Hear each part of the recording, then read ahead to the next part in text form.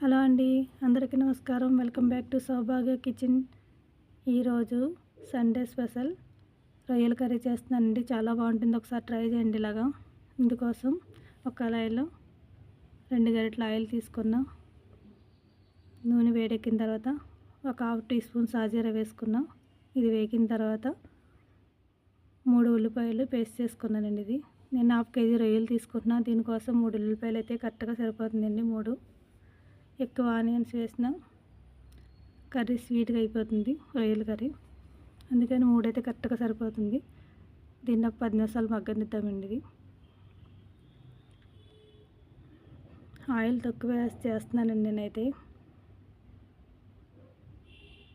ఇంట్లో కూడా ఆయిల్ తక్కువ వేసి చేస్తాను కాబట్టి మీకు కూడా అలాగే చూపిస్తున్నాను. నేను ఎలా చేస్తానో అలాగే చూపిస్తున్నానండి, ఆయిల్ ఎక్కువ వేసి చూపించట్లేదు. 1 స్పూను అల్లం వెల్లుల్లి పేస్ట్ వేసుకొని వేయించుకోవాలి. ఇందులోనే 1/2 టీ స్పూన్ పసుపు, 1½ స్పూన్ కారం, రుచికి సరిపడా సాల్ట్ వేసుకోవాలి. ఇందులోనే 1 స్పూన్ ధనియాల పౌడర్, హాఫ్ స్పూన్ జీరా పౌడర్ వేసుకుని ఫ్రై చేసుకోవాలండి. ఇది కొంచెం వేగిన తర్వాత మనం శుభ్రం చేసి పెట్టుకున్న రొయ్యల్ని దీంట్లోనే వేసుకోవాలండి. ఇవి చిన్న రొయ్యలు తీసుకుంటానండి నేను. ఇది వేగినప్పుడు పచ్చిమిరపకాయలు వేయలేదండి, కావాలంటే 2 పచ్చిమిరపకాయలు ఆయిల్లో వేసినప్పుడు వేసుకోవచ్చు ఆనియన్తో పాటు. నేను తర్వాత వేస్తాను పచ్చిమిర్చి.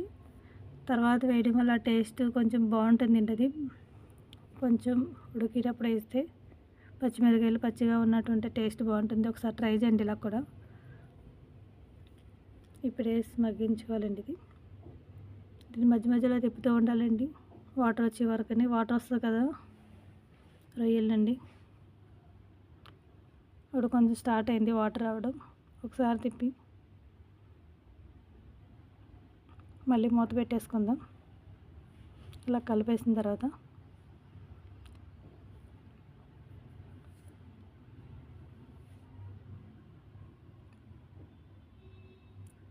వాటర్ రావడం స్టార్ట్ అయింది కదండి, వాటర్ వచ్చింది కదా. ఇది ఒకసారి కలుపుకొని ఒక 5 మినిట్స్ మూత పెడదామండి.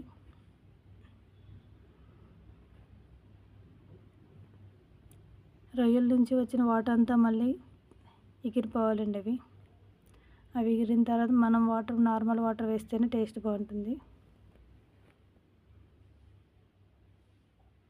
ఇది వాటర్ అంతా ఎగిరిపోయింది కదండి. ఇది ఇలా ఎగిరిపోవాలండి, ఇది రొయ్యల నుంచి వాటర్ మొత్తం. దీంట్లో గ్లాస్ వాటర్ వేస్తున్నానండి నేను.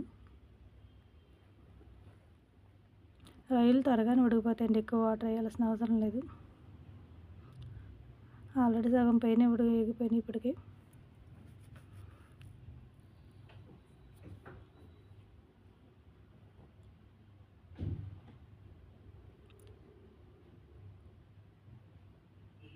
ఇంకా వాటర్ ఉంది కాబట్టి మూత పెట్టేసి ఒక 5 మినిట్స్ ఉడకనిద్దాం.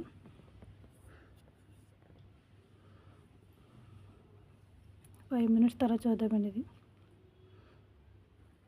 ఇది ఉడికిపోయిందండి. ఇది గ్రేవీలా కావాలనుకున్నాం ఇలాగ స్టవ్ ఆఫ్ చేసుకోవచ్చు, కానీ నేను గ్రేవీలా కాకుండా ఇంకా దగ్గరగా చేస్తామండి. చాలా బాగుంటుంది టేస్ట్, కొంచెం గట్టిగా ఉండేది. దీంట్లోనే కసూరి మెత్తి కూడా వేసుకుంటున్నాను 1 స్పూను.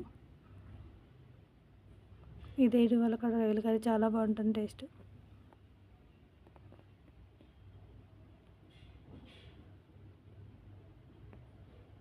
నేను ఇంకా కొంచెం దగ్గరగా చేస్తానండి. ఇది అన్నంలోకి, చపాతీలోకి, మేమైతే దోశలోకి కూడా తింటామండి. ఇది చాలా బాగుంటుంది దోశలోకి కూడా. ఒకసారి ట్రై చేయండి, టేస్ట్ అయితే చాలా బాగుంటుంది. మీకు షైనీగా కనిపించకపోవచ్చు ఆయిల్ లేకుండా, కానీ టేస్ట్ ఏమి తగ్గదండి ఇది అసలు.